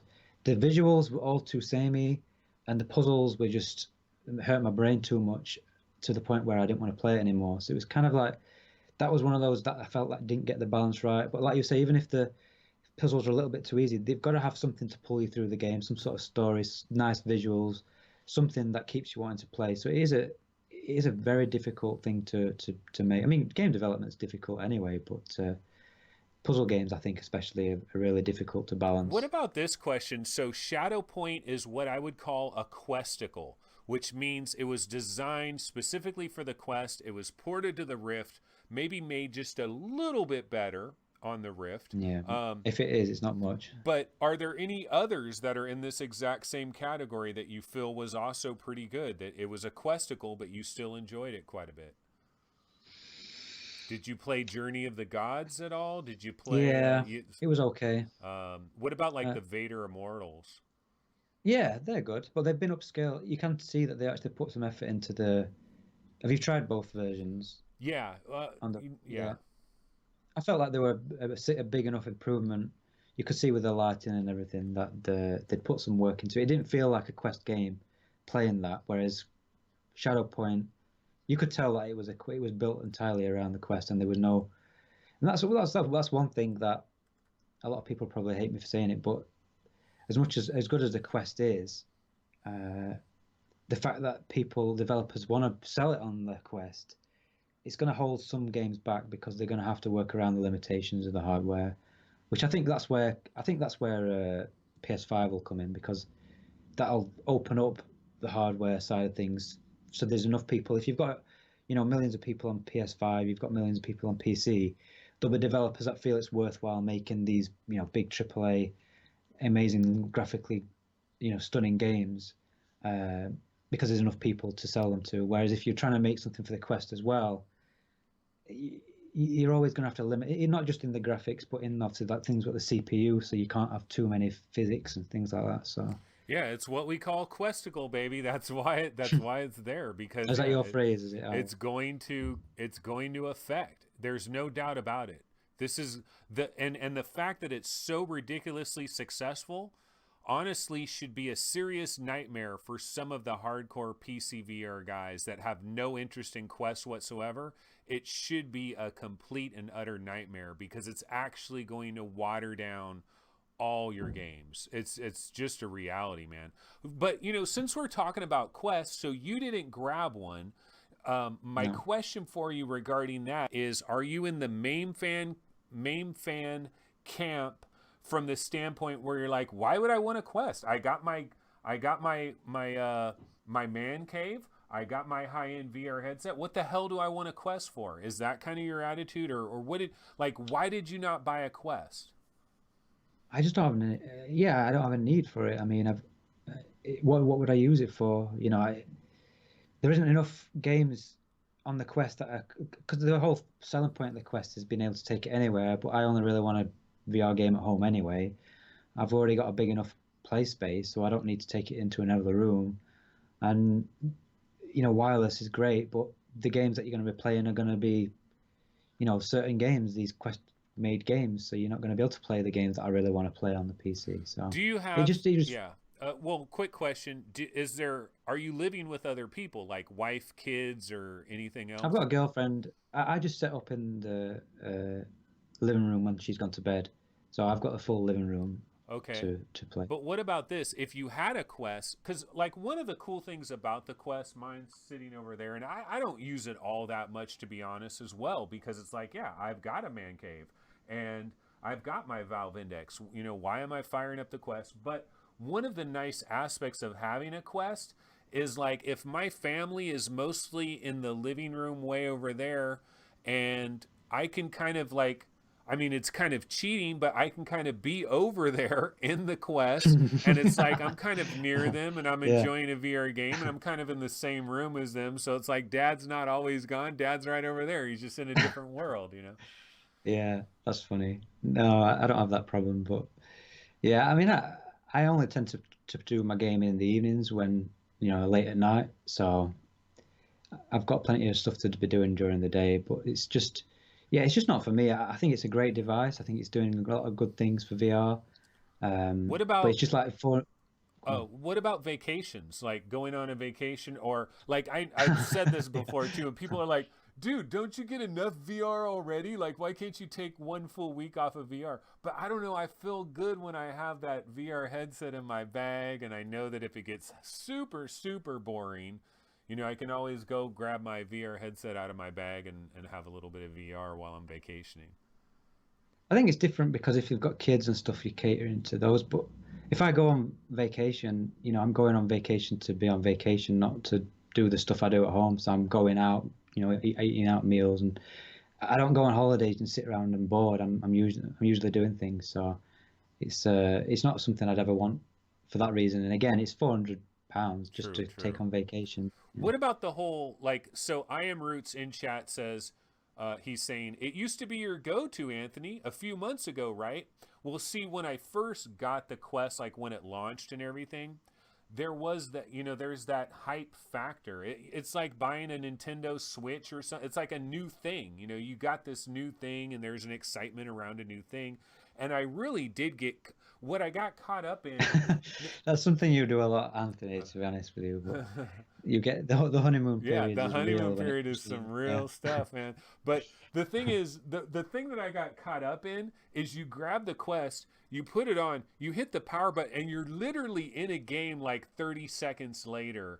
There's no wires, there's no extra crap. You're not going back to your computer and being like, "Oh, I'm not hearing my audio," or something's wrong with, or I got to do my super sound. You know, it's just you put the damn thing on, you're playing a game, there's no wires, you're walking around and moving around. I mean, there is some freedom there, but at the end of the day, you know, you're like, the graphics, let me go back to my Valve Index. So, yeah, it's I think it's yeah, yeah. It makes me like one thing that puzzles me is there's so many people like who's bought a Quest and then they're obviously getting the link cable. So then doesn't that defeat the point of the Quest because then it's wired? So I know you can do both, but it's kind of like how many of these people who bought Quests already had PCs to run them in the first place? Why didn't they not just buy a Rift S? But I don't know.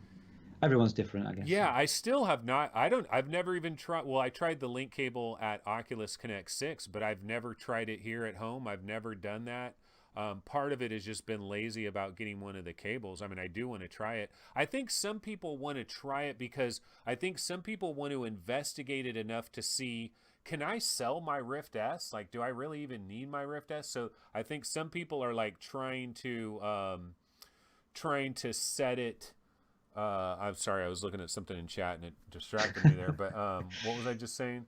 Some people, I totally forgot what Yeah, I was going to the say. link The link cable, you've cable. not tried it, Yeah, and they're trying to see if maybe can I sell my Rift S and get that money back and just use a Quest for everything. I think some people are trying that. I think that's the way forward. I mean, if you can have a headset that you can connect, it needs to be done. It needs to be done more seamlessly. I mean, the way it is now, it's not very good. But if they had just a normal connector like the Rift S connector that you could just unplug and it just works, I mean, I think that's what they're going to do for the next headset. But it obviously was a bit of a hack that they've decided to do afterwards with the way that they've done it with this one. Yeah. Going back to like 2019 and the games of 2019, is there any other, because like you mentioned Shadow Point, I was just wondering, are there any other games where when you're watching all these other people talk about game of the year and like certain games that aren't mentioned and you're like, they're like, wow, I can't believe nobody ever mentions blah blah blah. It gets no love, it seems like. Well, I know you love Westworld. That's one of my big ones that came out that I Yeah. absolutely loved. Yeah, that's a bit. I mean, if you look at the amount of reviews they've got, they've clearly not sold a lot. So it's kind of a bit of a shame because it's a really highly polished game. I mean, it's just. I mean, it's funny because people say like 4 hours is short, but I feel I've got so used to VR that 4 hours to me doesn't feel short. But it just felt great start to finish. I absolutely loved it. It's very linear, story driven, beautiful graphics, some of the best you'll see, some great lighting, the facial animations, the motion capture that they've done. When you're actually stood in front and you freeze, it's like when you, minor spoilers, but when you freeze the hosts and then you have to mess around and rechange stuff, it looks so real when they just suddenly freeze there. It's so it gave me that feeling of presence again because they look like real people. So then when they're like just talking normally and then like they freeze, it really came across like you know what I'm saying? It It came across works. like It they actually works. It yeah works yeah good. Like the idea of Westworld just in general works great for VR. Like it really works. That's part of it. yeah Did you yeah. So watch it the did. show? Did you watch the TV show? No, I've watched some of it, but if you don't watch the show, I don't think you need to watch it to play this. But if you do, I think as far as I'm aware, you need to watch up to the end of season two because it could be spoilers. So, Mostly uh, season 1, I think. I think you think? you want to see, honestly, I think you do want to see season 1 before you play this, ideally. Just because part of the reason I was so blown away by this game is I saw season 1, and so I've seen these different rooms, like these glass enclosures where they just have like a horse that's sitting there, or a covered wagon or whatever, and you can see part of the robot aspect of it, but it's just sitting in these glass rooms, these like these rooms that we're seeing and stuff. And then playing Westworld Awakening and being in those rooms and walking around those halls, I felt like, God damn, these guys really freaking nailed this. Yeah. Like they nailed it so well. See, I'm not a fan of the show, but I still enjoyed the game, so I don't think you need to. But if I think if you watched the show, it'd be even better for you, to be honest with you. But even without watching it, it was just so well done. Like there's certain elements of it, The the conversations, lighting. like the conversations back Yeah, and yeah, forth between the Delos guy and your character, like those were yeah. interesting conversations. Most of these games, like the story in most games is garbage. Like you Hmm. would never watch them as like a TV show or a movie. It's not, but Westworld Awakening, the lady that's like, she's the host, right? So she's a robot, but she's like Yeah. discovering all of this. Like she did the voiceover work is incredible. There was basically like three or four main, no, there's like five people that did voiceover work, and they all hit home runs. They all hit home runs. It was incredible by all of them. You know. Yeah, I mean, it feels like you're in the episode of, you're inside an episode of the show, which is what they're trying to do, and they did a good job. Going back to this idea of like people running through games really fast, because I've noticed this problem where lots of VR games will come out and people will be like, oh, yeah, that's a great game. Like, for example, I'll talk about Shadow Legend VR, right? Which I really like Shadow Legend VR. But like some people play it and it's like, oh, yeah, I blew through that in 2 hours and 45 minutes. I can't believe they charge, 25. Are you the type of person that kind of like races through these games? Do you take more of your sweet time? Are you in between? What's your thoughts on all that? I think people play how they want to play. I think if you moan about game length and you've rushed through it, then yeah, I mean, what can you say? But I don't take my time. Like, I've watched some Let's Plays with you, and I've watched Wes sometimes, and you guys. I don't know if you've ever watched Wes, but you take your sweet damn Yeah. time. You'll spend 15 minutes just looking at a piece of wood. You know what I mean? It's Yeah. like it's crazy, but yeah, I like to. I don't like if there's a sprint button. Some people, if there's a sprint button, they'll just use the sprint button constantly. They'll just be running through the game, whereas I just walk and I'm just taking in the atmosphere in the game and looking at details and stuff, but I don't spend that long to the point where I'm looking at every little thing. Like there's pieces of paper in that game you could pick up and read. I didn't read any of that sort of stuff. So. Yeah. Well, why don't we switch into a different topic real quick? What about, is there any games that you played in 2019 that you thought like it was hyped up beyond belief? Everybody's ranting and raving about this game. Everybody loves this game, but for some reason it just didn't hit you that way. Was there anything like that? Um, I don't think there's anything. I don't think there's anything that really. I mean, like Boneworks, I feel is Okay, so one that of those kind of, games that gets hope. It's not like it's a bad game or anything. I did enjoy it. It's not like but I just don't think it's as good as people. Sometimes I feel like it's the idea of it more than the actual execution that people like. Like Blade and Sorcery, I've been playing that recently to try out some mods and stuff, and I just can't get into the game. Whereas there's people who can put hundreds of hours into it, just stabbing people in the face. It's just some people just enjoy that sort of stuff, and I don't know. I find that sort of stuff just because you can do that, it doesn't make it a good game for me. I need more. I need more than that. So yeah, I mean, we're all different humans, right? And there's different things that entice us. It's like like, eventually we're going to get to the point where VR headsets have been standardized and figured out, and now we have a we have a we're base. already there. No, no, We're we're already not. there. We're not even close. But eventually we're going to get there, right? And then it really does come down to the content, and then the content is going to get so different. Like, just think of movies and TV shows. Like, there's people that are into shit that I would never watch in a million years, and that's all they watch. There's people that watch like Dateline. They watch all these murder things where like this person murdered this person, and or did they really murder this person? And they'll just watch those endlessly. And then there's other people that, oh, all I watch are documentaries, and then and all these different genres, right? And so people are Yeah, just different, right? And so like it's yeah, natural. Like so somebody being in Blade and Sorcery for hundreds of hours, you might not understand it, but then you might not understand people that only watch documentaries and never watch anything else. So it's just different people, right? yeah. Um, I mean, some people they want open world games all the time. If anything's linear down a set path, they hate it. Whereas I love linear games because I like being taken on a journey, on a story. I find open world games tend to just be empty, even though they're big. A lot of times they tend to be empty and just full of fetch quests. So it's everyone's different and they like different things. have you already announced a very specific game of the year for 2019? I don't know if you've announced that yet or. No, I mean I didn't do any of Okay. that stuff, but Asgard's Wrath's probably the game of the year. D- Westworld, an honorable mention. Okay.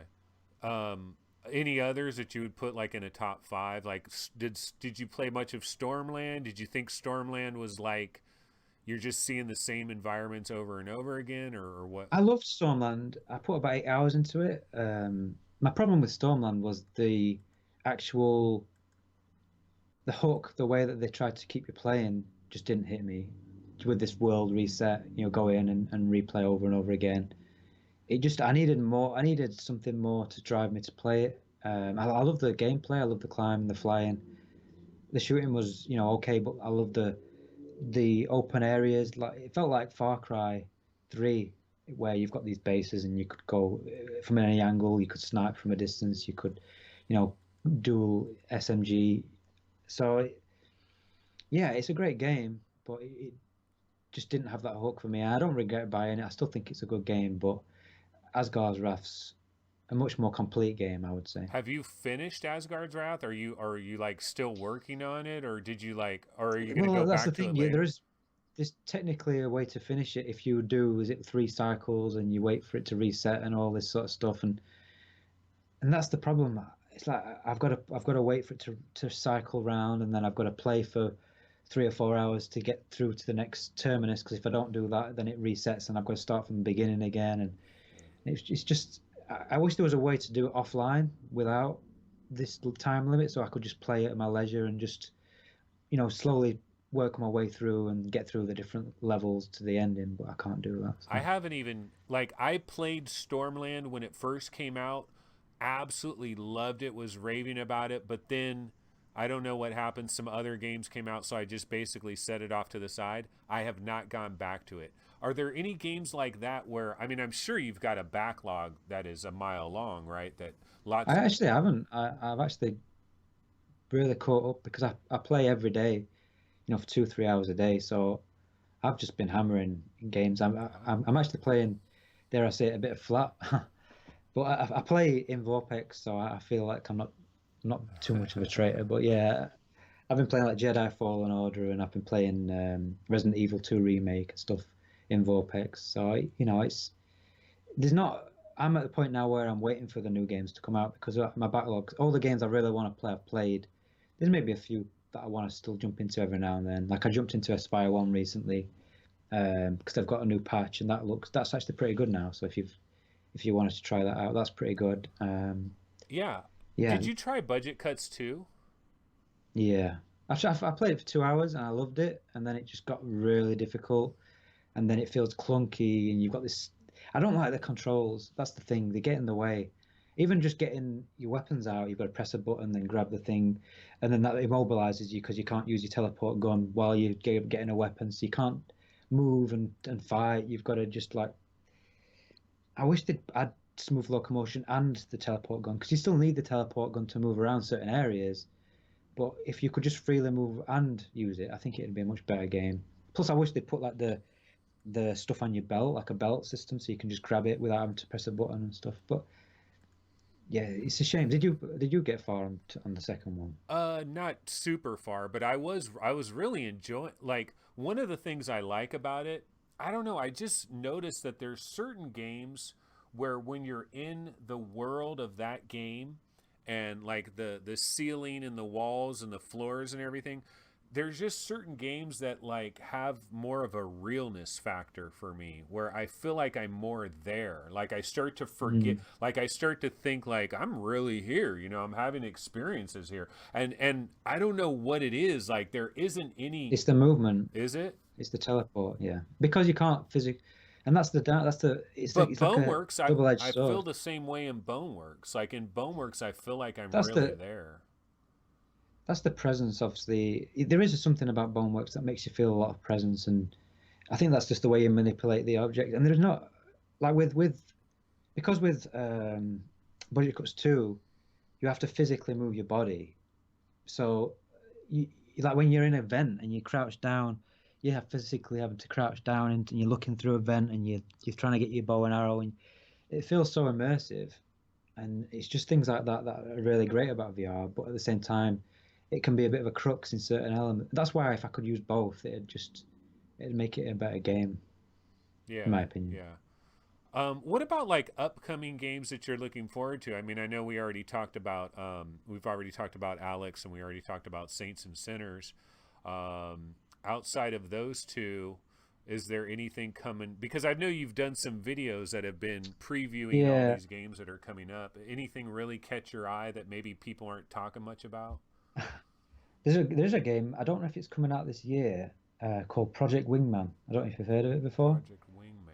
Yeah, I've Yeah, heard of it. it's basically it's basically like Ace Combat, but there's this. It was Oh, a okay. Kickstarter a few couple of years ago, and it's gonna get full VR support. It's gonna be a full length single player campaign with bosses and stuff. It's gonna be an arcadey flying game basically, but in VR, and that's what I want, and that's a game that I'm really looking forward to. But I don't know when it's coming out. It's not confirmed. Um, Vertigo 2, in fact, Vertigo remasters as well. That looks really good. I'm really looking forward to that. We've got the Sniper Elite VR. I'm looking forward to seeing how. I'm hoping that's a decent length game. I think it is. I think it's going to be, even if What it's just about six, just seven doing hours. sniper? Like just being a sniper. I mean, I know there's games like this where all you are is a sniper. I've always like whenever I think about a game like that, I think like isn't that going to get boring after a while? Like I think that would be a part of another game. Like it'd be like a level from another game. It's a. Have you ever played any of the Sniper Elite No, games no, before? no. No. See, I've played. They're quite good because it's you've got to. It's like a stealth game almost, where you've got to. If you take a shot, then you reveal your position. So you've got to like try and either hold your position, quickly take them out, which is difficult because it's actually realistic sniping, or you've got to kind of like time your shots, run generators to disguise the sound of your gun, sneak up behind people and take them out. So if they implement all that into the actual VR version, it could be a really good game. I think that's got a lot of potential. Another game actually, which isn't actually a new release, but Primordian. I've not played it, and I'm waiting desperately for that to come out of early access because I know it's getting a massive update. But Stonepuck Studios said he's doing some incredible things that are going to take it to the next level. So I really would love to play that, but I've been waiting patiently for it to come out of early access. Oh yeah, yeah. So you have that idea where you don't want to buy any early access games. Yeah, I'm the early. Yeah, that's the thing. I've got games to play, but because they're in early access, like ATEX Cybernetic, it's actually all the games there now. It's just bugs and stuff. So I'm just waiting for that to get launched out of early access. And so there are games that I haven't played that have been released, but I'm if it's a story-driven single-player game, I'd rather just wait for it to be finished Yeah. and play the finished version rather than just play like a halfway version or something. I hear you when it comes to the story stuff, but like everything else, I just like I when If someone's it's like Beat Saber or something, then I yeah. don't give a shit if it's early access. But if it's a single player campaign, because they always end up redoing stuff and improving stuff over time, so it's kind of why spoil yourself? Are you going to play it again? You're not going to play it again, so you're going to play like not the finished version and stuff. So Yeah. You yeah, know what? So I don't have the trailer that like I don't God, I'm missing all the I should have been more prepared for this episode here today, but one of the things I was going to ask you about because I know you did a video about this recently is all the cyberpunk games that are coming. You know, there's yeah, lots of yeah. there's like There's four of them there's actually. three that I've Three found, but I big think there's more ones, than three that. big ones, Yeah, yeah. yeah. Um, Yeah, but there's some interesting ones, like obviously Lo-Fi, which I've managed to play the early access demo of that. That is that's an ambitious project, and it's got a long way to go, and I'm interested to see what happens to it. But I don't think it's coming out this year personally. I think that it's going to get delayed till next year, just because it's so. I mean, I don't know about game development, but it feels like there's so much missing from the game that is promising, that the developers are promising, that I just can't see them getting, unless it ends up not being as good as what they've hyped it to be. They're gonna have to cut things out, or they're gonna have to postpone it to next year. I think on that one. yeah, that game Lawn that came out of nowhere, like Yeah, that looks almost cool. looks like it's gonna eat Lo-Fi's lunch. Like I kind of feel bad for the They're Lo-Fi different. I guy. mean, the lo-fi stuff. I mean, there's a lot of hype around lo-fi. A lot of people, I think, just because of the look and the fact that it's more open world, and you've got the air car, is selling a lot of people on it. And I hope that they can, deliver. But based on what I've seen, it feels still very early at the moment. It looks finished visually, but there's nothing to do. Yeah, yeah. There's no interaction. There's nothing you can actually do in the game. It's just basically you going through But environments. And I feel the like, vibe does feel good. Like the vibe and the oh atmosphere yeah, feel good. yeah, yeah. But I just feel like, I mean, like I say, I don't know about game development. I always thought when you come to development, you develop the kind of architecture of what the game's going to be, the gameplay and stuff first, and then you build the environments around that. I mean, that's how I always thought it was. And then you kind of, because when you build a level, you're supposed to build a level like with no textures, just raw sort of polygons and everything, and then you figure out if it works right, and then you start to build it up from there. Whereas I feel like it's kind of been done a bit backwards. Like it feels like it looks like a finished game, even though it's so far away from being a finished project, really. You know, I am Roots in chat says Silicon Rising looks interesting as well as Lawn. And actually, you know what? I have a trailer for Silicon Rising. Why don't we just check out like 30 seconds of this trailer real quick? And I Yep. can just Yeah. ask you about this. I know this is an upcoming game, I believe, coming in February. I don't know that I would put it in the true cyberpunk category, but it's kind of similar. It's in the similar realm. Yeah, you Let's can play it now on Viveport, I think, but I think it's like I think Looks like it's you don't getting actually real, move because it's Solaris. showing them Change moving of around, plan. but you don't actually move. It's like node-based teleport, from what I understand, yeah, yeah. and you go from cover to cover, which I think could be cool if it's done right. Because like Crisis Brigade is actually really fun, despite the simplistic graphics. So you get something like that, but with really good graphics, it could be a fun game. Yeah, I mean, just looking at this game, like there's a little sniper mode. It's like, like, yeah, I'm fine with it. Driving a car, And some yeah. of it reminds me of like iRobot, you know, like when you're in that one like tunnel that you're driving through. It's kind of iRobot-ish a little bit, and the world does kind of have the Blade Runner-ish kind of world with all kinds of Times Square. You know, the rain, of course. Rain is like standard for cyberpunk, right? But Yeah. graphically, it looks pretty good. But yeah, supposedly this is like node-based, and so I'll give it a go. I mean, I'm not. A lot of people refuse to play stuff that's node based, but I actually quite like. I like the fact that you have to physically move to take cover and stuff like Arctica One. I thought it was a great game, and I loved that aspect of grabbing hold of things, pulling cover in front of you. I think that's an underrated game that people don't talk about anymore. well, And I think that yeah. The thing I it's was gonna perfect. It's say, perfect for people that are new to VR. If you're new to VR, there's no locomotion to worry about. You're going to have that wow factor still because you're still getting used to being in VR. I think that's a good game for someone to buy as an early VR game myself. they might get scared though, because I know some Oh yeah, there is people, some yeah, horror. some people are Yeah, like, "Damn, this is a damn near horror game." I can't like some like when it went totally dark. Like there's I this one struggled that. part it goes Yeah, totally dark. I took my headset off the first time that happened, Yeah. and I didn't play it for weeks. I finally plucked up the courage. But as soon as it goes dark, the lights come back on again. So it was a bit of an anticlimax. But when it first goes completely pitch black, I was expecting all sorts of shit to happen. You know what I mean? But it didn't. It didn't ever. It never went as dark as you think it's gonna go. It never went as horror as you think it's gonna go. It's just got the atmosphere that makes you feel on edge about it. So You know, one question I have for you is one of the things that the virtual strangers talk about is the Asgard's effect, right?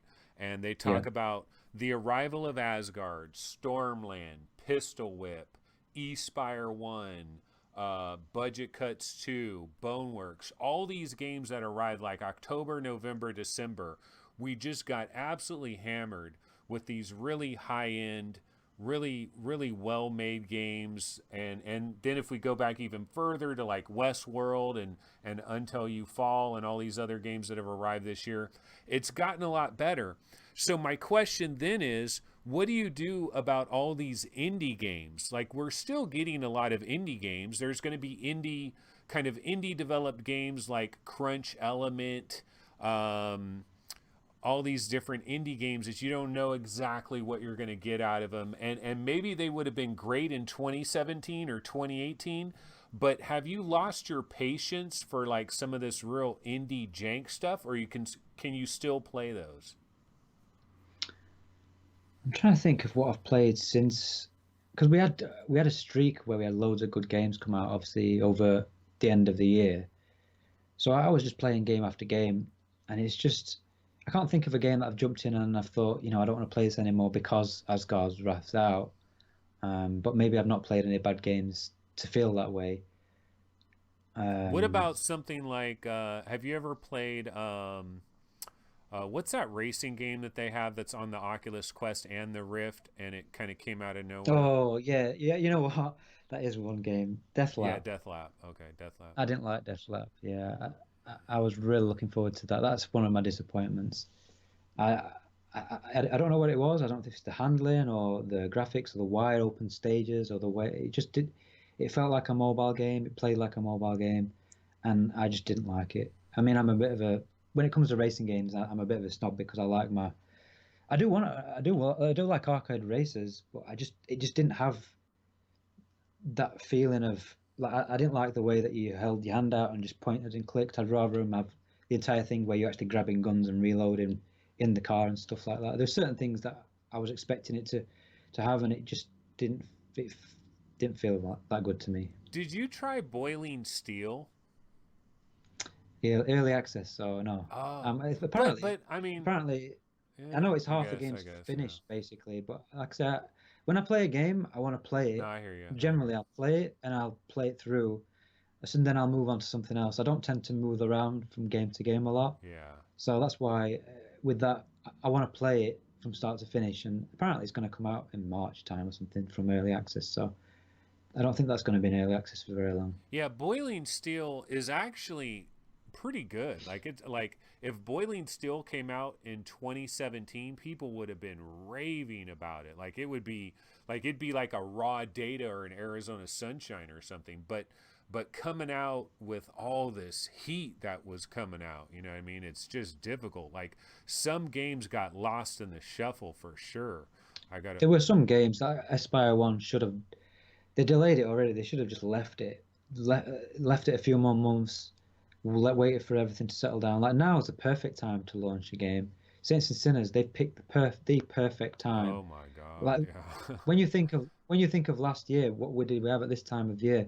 The only game that came out at this time of year last year on PC was Fisherman's Tale, and it's a great game, but it got a lot of attention because it was the only thing we had coming out. Shadow Legend, it's okay, but it got a lot of attention because when they picked the release. Remember Free Diver Triton Down? Talk about Yeah, perfect that's a great timing. thing. Timing. Yeah, Perfect timing. again, it was timed well. If you actually look at the reviews, they've got, for such a sort of thing, they've sold a reasonable amount compared to what you'd expect. Like they've got more reviews than Westworld: The Awakening, for example, which is crazy to me. But Oh it's God! just, Don't yeah, don't let me look at like Red Matter and see how many reviews Red Matter has.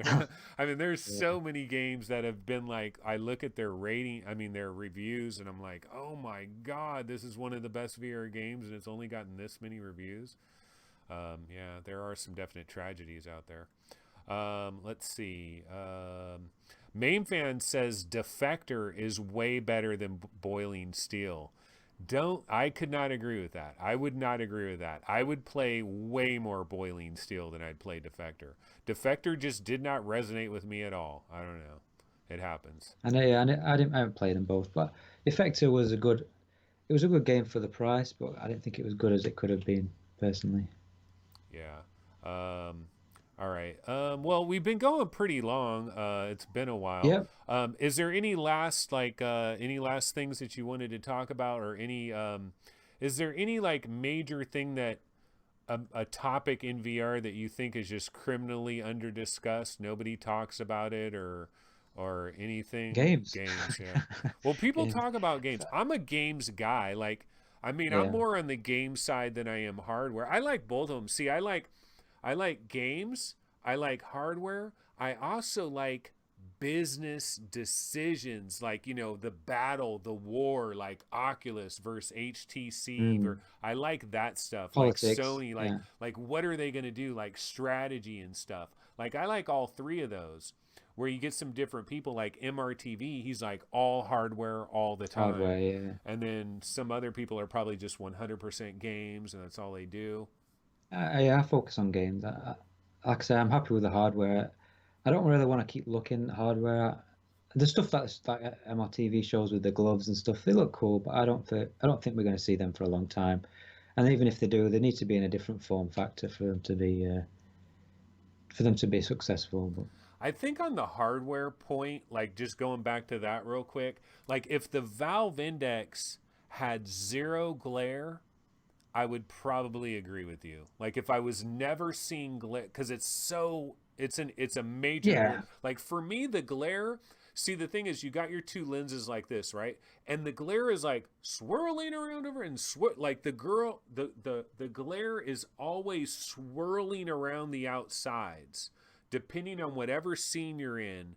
The glare is I don't see it swirling that much. I around. mean, maybe I don't know. Oh Maybe. God, it depends. It's game dependent. Like I can play something like Jet Island, never see glare ever, Mm. and it's not just dark and light games because Autica is pretty dark, and I don't ever see glare in Autica. So it's not just dark or light. And I'm sure Valve, like I know Half-Life Alyx, like they're probably programming it in such a way where the glare will not be a very big factor with that game because that's Mm. their baby. But I would love to have a Valve engineer on and say, look, obviously you've got an Achilles weak spot. What is it? It's the glare, and why? Can there be a non-glare version, or for like, could I pay another $500 and get the non-glare Non-glare version. version? Seriously, I would love that. You know. Yeah, it's obviously such a difficult problem to get all these things and do it all within a cost to make it so it's affordable for people. That But there's always going to be compromises somewhere. There's no perfect headset yet, and I don't think we'll see it for a long time, personally. Yeah, the other sticking point, like you said, you think screen door has been taken care of. I don't think so. I think if the Valve Index was like 2160 by 2160 per eye, then yeah, maybe screen door is taken care of at this point. That's why that little I don't notice it. I don't really. notice it. I really don't. Yeah, there is a. You should look into it because there is actually. I've heard some people report problems with it. I think it's headset dependent, and there's like a vertical Yeah, I've lines or heard I've something. heard about that. Yeah. And you can go into the settings now, and they've got options. You can go into advanced and actually tweak and change it live while you're in a game Shiny to really shiny tweak it. robot. Shiny robot in my Discord server, he's brought that up, and he has like he's listed on how you fix it. But like if you have to go through like 27 Yeah. steps to fix something, You then don't, it's you like, literally just go, yeah. you click on settings, you go onto the thing, and then you just have to tweak the settings while you're in a game. You look, what's it look any better, up, down, I've done it and I managed to be honest, it looks the best for me as it is standard, but I can see if it looks like it does when you've tweaked some of these settings because I made it worse, then I could understand why you feel that way, but you can fix it if you just spend like 5-10 minutes.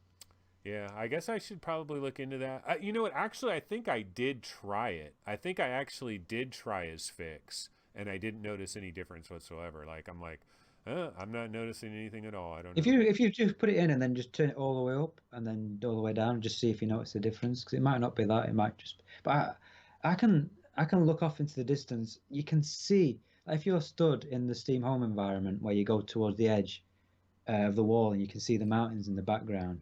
If you look into the distance, you can see tiny little pixels, like tiny little bit, but it's so small that it's it's so small to me. I just don't notice it at all when I'm playing a game. So Hmm. Yeah, I'm looking forward to. Well, one thing we didn't talk about, but you're not really a hardware guy, but like this idea of a Quest killer, this Qualcomm thing that is out there. yeah, that's Supposedly, probably someone else needs to talk about that yeah, one. I but I think. mean 2880 by 2880 in each eye. Like once we're there, like that will, like I truly believe screen door is gone at that point. I mean, you'd have to really look hard for it.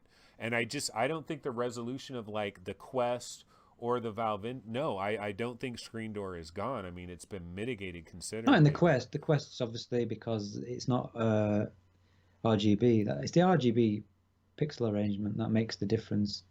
Because if you look at the specs, like when they announced all these headsets, the specs, everyone was going crazy because they thought it was going to be higher res, and but then when actually people tried it and put the headsets on, it was oh shit, it actually looks so much better than they were expecting it to. So you can't always look at the resolution. The Quest obviously still uses Pentile, so that's not going to look as good, even though it's higher resolution than the Rift S. You're not going to get as sharp as image, but then you sacrifice obviously blacks. So what about the it's always a Rift compromise. S? Like, why have you never, you just decided the Valve Index is the way to go? Or did you ever try a Rift S? I don't know what you're I doing. never tried one. I got swept away with the hype. When they were pre-ordering and everyone was, oh my God, they sold out like within minutes. And I was like, oh, I can still get one here. And the next minute I'd bought it. So it was like, I never even intended on getting one. And now I've got it. I'm just going to keep it. But I honestly, if I'd not ordered it, I probably would have bought a Rift S, to be honest with you. So it's not that I've got anything against that. It's just I ended up getting swept away with it. I got it and I thought, well, I may as well keep it. And Yeah. What's your I'm happy with it. IPD? 66 is pretty much Okay. bang in the middle. Yeah, that's pretty good. Yeah, because I do wonder if maybe I notice more glare. Like I am very curious if like Yeah, that's actually a index good point. owners, yeah. Because the glare, one thing I noticed is when I first put it on, the glare was really bad. When the lenses are set quite far out, you notice it really badly. It's only when I pulled the lenses all the way in that I noticed it pretty much went, apart from when it's in really dark contrast scenes. So maybe it is like the IPD needs adjustment. Maybe you need to play the IPD a little bit and get you need your I think your eyes need to be bang center in those lenses. Once they're in the center, you can look all around the screen. The lenses, I don't think there's a really bad sweet spot as in you can't you can't look very far before it gets blurry. But I feel like you've really got to get your eyes really bang in the center of those lenses to get the perfect image. Yeah, I think honestly, what I think it is, people that have really large IPDs, I think we just get boned because the thing is, like, so I bought a Rift S. I don't know if you might have saw me talking about this ever, but I got a Rift S real briefly when it was $349, the Black Friday thing. I went ahead and Yeah. bought one and said, you know what, I'll try it, and then maybe it's awesome. I didn't have any problems with any blurriness or the scale being off or any of that. All of that was fine, but the field of view was like, it was like, and it's because, and I know why it is. It's because my eyes are out here. My Yeah, you've eyes, seen if the your edges eyes are more, in haven't you? here, your field of view is going to be even bigger. So, like, your field of view is going to seem bigger. If you have a really small IPD, your field of view is going to seem bigger than somebody with a giant IPD. I'm kind of boned, and then also having my eyeballs out here, I'm out at the edges, right? And so the glare that's flopping around those outer perimeters, I'm going to notice it more. I think I just bone.com. I'm looking forward to the day when we like get some kind of thing in the mail. We put it up to our head. It forms our face. We send it back, and then they're like, "Here's Yeah. your perfectly designed VR headset that just fits your head perfectly." Yeah, Oh you're man. like Mayfan. Mayfan wants a product that doesn't exist right now. He's willing to pay the big bucks, but the headset doesn't exist that he wants. And I think you're like that. You want the things, but we haven't got there yet. Yeah, pretty much. It is what it is. All right, Alex. Well, you know what? This was a long banger of an I interview. know it was. I did Well, enjoy it. Thanks so much for joining me. I super no appreciate problem. it. Definitely, we could definitely have you back on again sometime because I didn't do any of your origin story. Like, I didn't ask you, like, how did you get into, Oh, it's really Yeah. boring. Well, But no, yeah, it's I mean, interesting. It's if if we get more games to talk about, like new stuff, maybe do a revisit in a few months. But yeah, I'd come on. I enjoyed it. It's 2 hours flown by. Yeah, yeah. So that was cool. That was fun. Hopefully people liked it. Sorry didn't read a hell of a lot in chat, guys. We were mostly just focusing on the conversation. And I do definitely apologize for not having all the trailers I should have had. That kind of sucked. But that's going to go ahead and do it, everybody, for this particular episode of VR365. Just a reminder, I will be back next Thursday, 5 p.m. Pacific time, back on YouTube. This episode, of course, will be up on YouTube probably very early tomorrow morning, the wee hours of the morning. And so I'll see you guys next Thursday, 5 p.m. Pacific. But that's going to go ahead and do it. Thanks, everybody, for tuning in. Thanks again, Alex. Appreciate it. Think. All right. Bye. We'll see you guys later. Later. Bye.